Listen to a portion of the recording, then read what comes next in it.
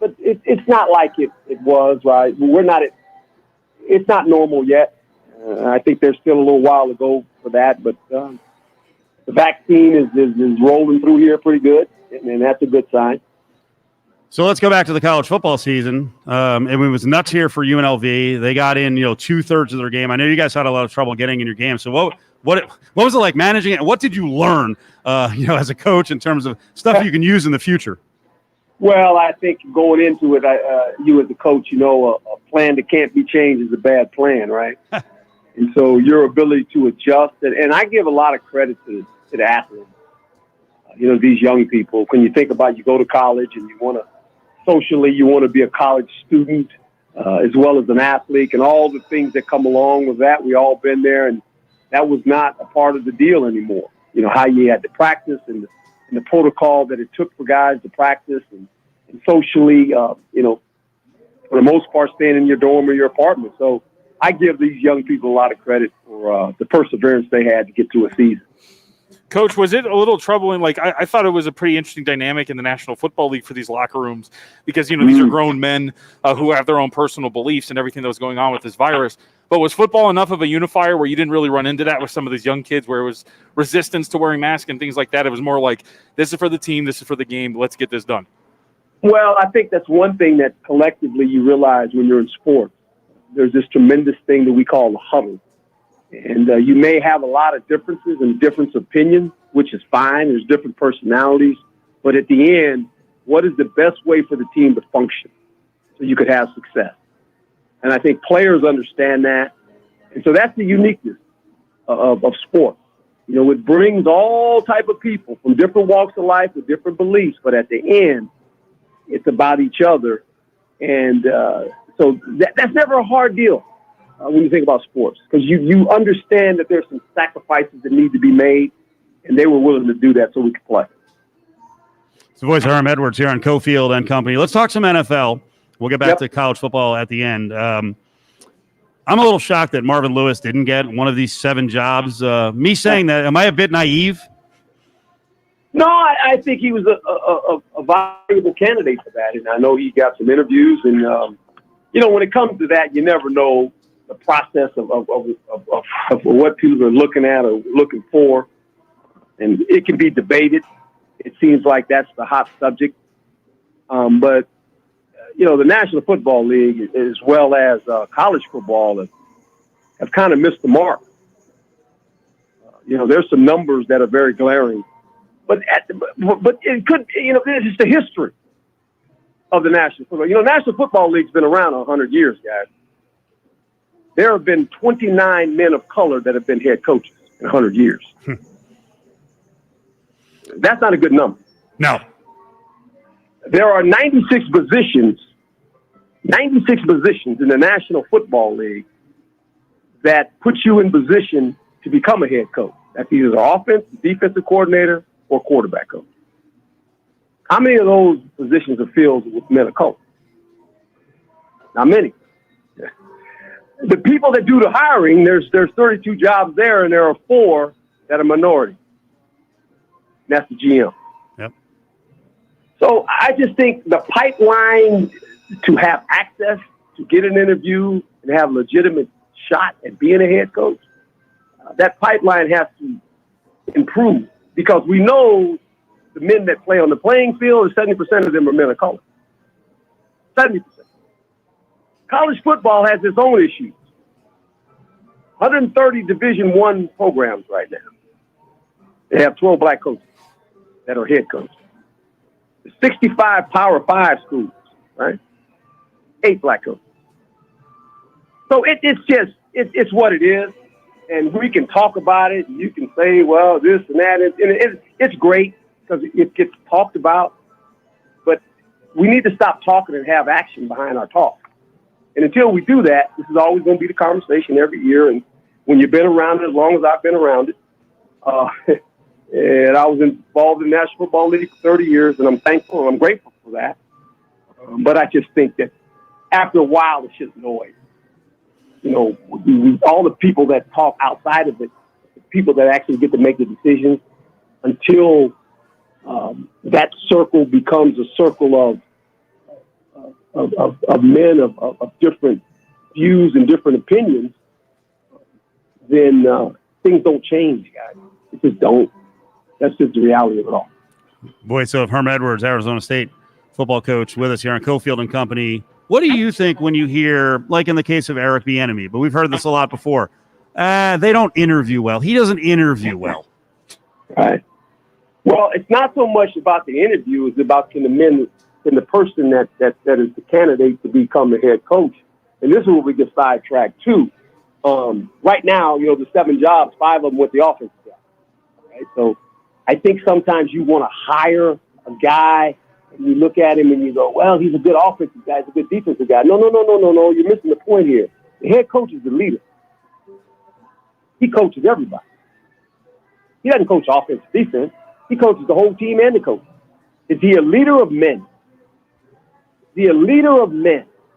Is he the guy that's the correct guy to lead your organization in every way imaginable? He's the face of the franchise along with the quarterback, the head coach. And I think sometimes we lose sight of that. You can hire coordinators.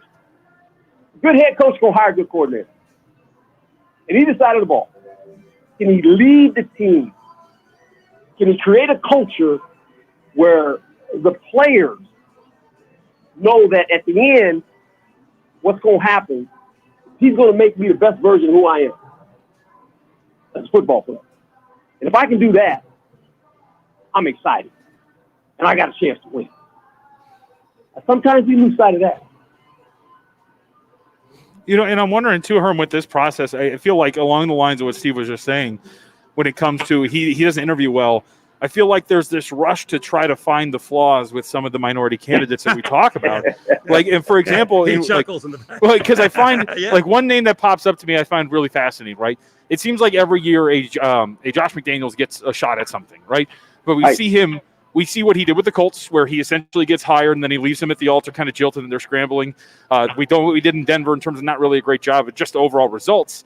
But that's never really brought up when it comes to his candidacy for certain jobs. But we'll hear about, past driving tickets for Eric Bieniemy, things like that. Like, that's kind of a really big problem, I think, when it comes to the conversation around it. There's a rush to find out, this is why they did not want to hire him, as opposed to with other guys, those things are kind of glossed over and ignored. Well, I just think it's according to what you're looking at and how you want to build the case that he's not the right guy. But here's the problem. When you're a man that is trying to climb that ladder of becoming a head coach, and you go through the process of interviewing, and if you continue to go and get interviewed and not get jobs, it can also be a detriment, right? Mm-hmm. Because what other owners are saying, well, he's had 12 interviews and nobody's hired him. Why should I hire him? You know what I'm saying? Yeah, Tony Dungy. It could be. You ain't got to tell me. Look, me and Tony think 17 interviews, Herm? 17 interviews? We can't. Well, and here's the sad part. And I know this because we came in the league together. We worked together in Kansas City. Some of those interviews were what we're talking about right now on the phone. And they would actually say we interviewed him. They didn't interview him. They gave him a phone call. Yeah. So, we're good. You guys are good. I'm good. It's great you guys are bringing it up. But the people that make the decisions that sit when they have to make those decisions, the people that they confide in, and the people that when you look at each other, you get to make the decisions. What does that look like? Who is in your circle of influence? And if you all have the same idea, that circle of influence doesn't get any bigger. It just stays tight. We're chatting with Herm Edwards, head coach, Arizona State, longtime NFL coach as well. So along those lines of thinking with the interviews, right, and the perception that there's a lot of interviews and there's a reason why they don't want to get hired. Herm, does the Rooney Rule help? Like, what does that do in your mind? I think in the beginning it was a good thing to have, but now like a couple teams obviously hired men of color and got a draft choice. It's kind of almost one of those deals. Then you look back at it and you go, well, they only hired the guy because they got a couple draft picks. He's not qualified. I mean, right. Well, why we got to do that? Obviously, it didn't help. It didn't help a whole lot, right? So it's like, why do we got to do all that? Just hire the best coach. Just hire the best coach. Hire the leader. Whoever that is, whatever he looks like, wherever he comes from, just hire the best guy. We do. We say sports is about creating a level playing field. It's about competition. That's all anybody wants. No one wants a handout. Nobody wants a handout. Just let them compete. Let the playing field become level. Look, guys, it's a lot better than it used to be. Okay? I get that.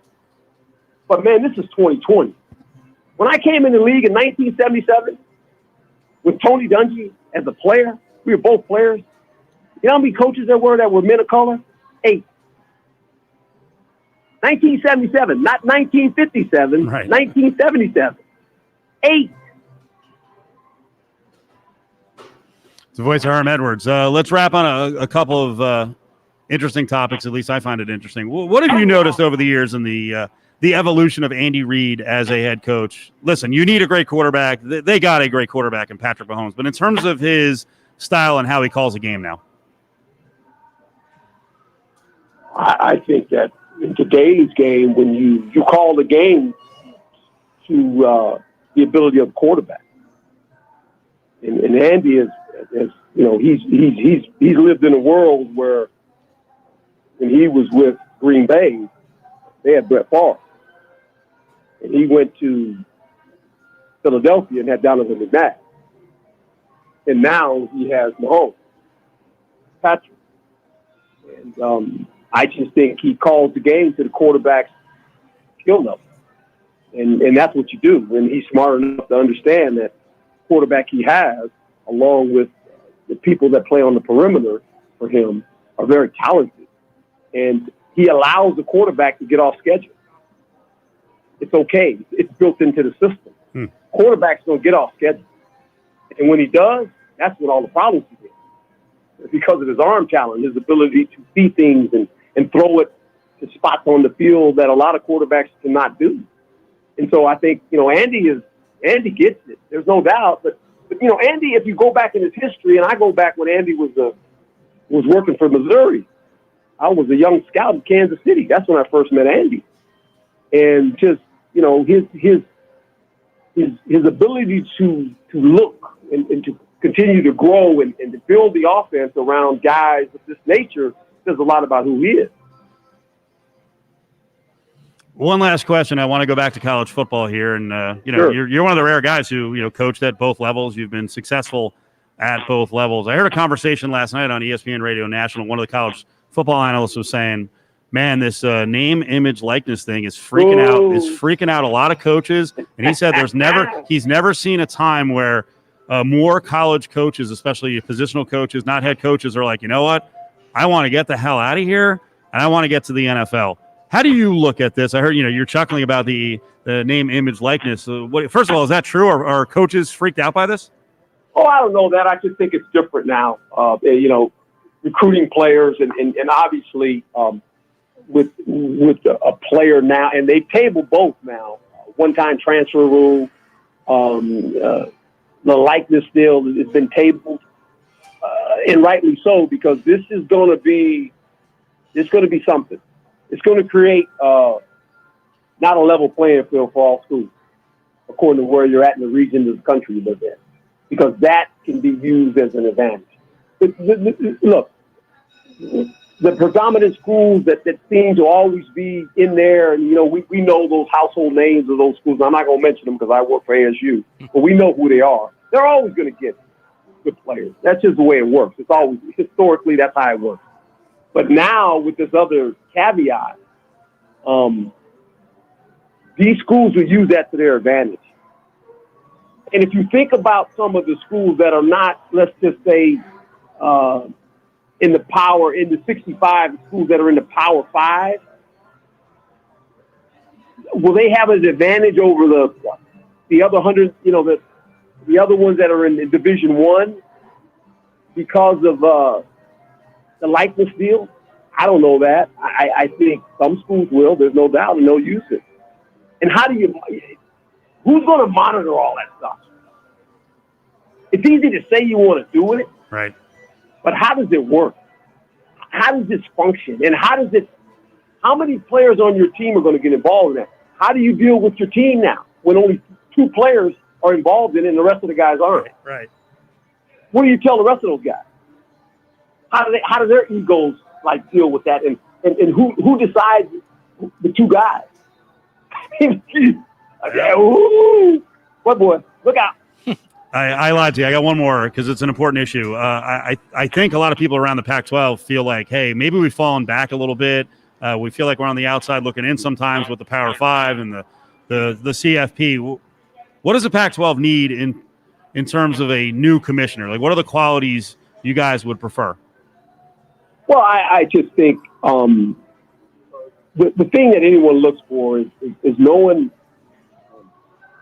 what lies ahead of us.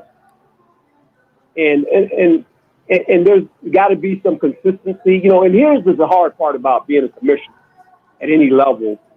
Who are the ADs and the presidents that you work for, right?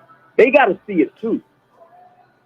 They got to all kind of unite and have this overview of, we all got to settle on what we want this to look like. The commissioner brings it to the forefront, but he doesn't have the vote. It's like the NFL commissioner. He works for the owner. There's 32 of them, billionaires. And how do you make that all work, right? With different egos and different agendas. But eventually, those presidents and those ADs, they got to come together and say, what is the best thing for the Pac-12? You don't have to try to be the Big Ten. You don't have to try to be the SEC or the ACC. Just be the Pac-12 and understand what the Pac-12 wants to do. And I think if you understand that, then you're headed in the right direction. Coach, that was awesome. As always, we appreciate the time. Thank you so much. Thanks, sir. My pleasure, man. God bless you. Stay safe. There you go, Herm Edwards. Run through a wall for that guy. He doesn't even know me. Doesn't even know me. Well, I'd run through a wall for the him. great thing about interviewing him, like when he was in media, he was still a great interview. But now he's in a position where he could probably hold back. And I think Herm's like, I don't care. Right. Like he said he was going to be a little careful on the name, image, likeness, and not start calling out the power schools. But he's got perspectives on certain things. And, if someone comes back at him, your coach offended me. Buzz off. Right. Like what? You're going to give him advice on the people of color head coaching conversation? Mm-hmm. Yeah, okay. Get out of here. A very good and nuanced conversation, by the way, where he brought up some incredible points. We never touched on Larry Scott last week. Oh, boy. Yeah. I had not followed that closely enough. And we all know what's happened to the Pac-12 like the last 5 years. It is incredibly dissed by the rest of the Power 5 and then the way each conference handled COVID. Mm-hmm. But Larry Scott was a disaster. When he came in there, they signed this like revolutionary TV deal for all this money. Then in the year since, they've gotten passed by every big conference. He could never freaking finalize it and get him on all the platforms. So that was a disaster. And when you read the real insiders on him, like the guy did not work. Right. Like, I don't mean like it didn't work out. He just didn't work. He wasted money left and right. Like he used it as like his personal piggy bank, the Pac-12. People never saw him. Like he touched ground at a game. He'd be gone by halftime. Like he just didn't want to deal with people. Like you can't be a commissioner. And then his statement going out is like, it's time for a new challenge. Well, you sucked at this one. For the last 4 years, you were terrible. It's my dream job. Right? I wish I could do that. Yeah, you're untouchable, and you're just robbing the rest of the conference of money. And it's absurd where the Pac-12 is. They've got, arguably, it's the best conference in terms of academics, and it was the conference of champions, schools like UCLA. And we're not just talking football, although football pays for everything else. But that was a great conference. And now because of football, they're virtually ignored by the SEC and the Big Ten. And a lot of that was because Larry Scott just wasn't up to work. Yep. Amazing that we could talk about this. It's just I think people in every industry, not mine and not Lotus Broadcasting, but people in every industry will look up sometimes and they're like, what is going on with management? Where are they? Oh, yeah. They're getting paid all this money. What the hell's going on? All right, we got a great 4 o'clock hour coming up. We're not done in the 3 o'clock hour, but Curtis Terry is coming around here in about 25 minutes as we'll get back into the UNLV basketball game last night and the situation moving forward. Stick with us. It's Cofield & Company at Silver Sevens on Golden Knights game days. Today was a game day, but the game got canceled. 77-cent beers. Anytime the Golden Knights are on TV, watch the game.